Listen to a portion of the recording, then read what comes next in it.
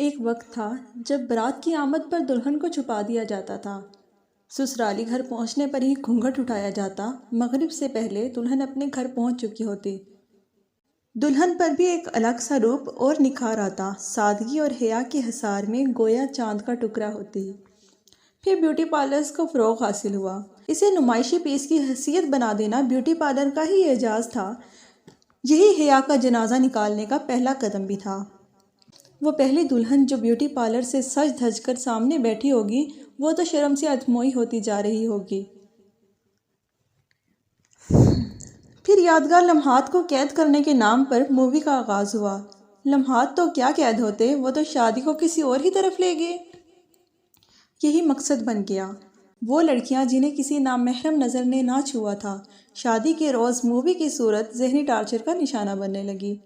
نگاہیں اٹھانا، ملانا، پوز بنانا، ایک نامحرم کیمرہ مین کی نامناسب حرکات کو بغیر پس و پیش قبول کر لیا گیا۔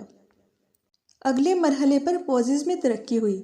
دلہا دلہن کو ساتھ بٹھانے سے ابتدا ہوئی، اور یہ ترقی آج بہت حد تک بڑھ چکی ہے۔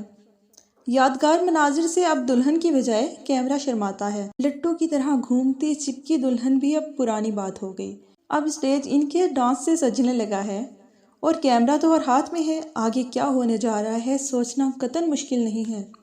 آج کل ایک نیا ٹرینڈ میدان میں آ چکا ہے کہ جو ہی مولوی صاحب نے نکاح پڑھایا تو دلہا صاحب اٹھتے ہیں اور شادی کی اس بھری محفل میں سب کے سامنے اپنی نئی نویلی منکوحہ کو بوسہ دیتا ہے، اور کچھ دلہے تو اپنی دلہن کو گلے لگا لیتے ہیں۔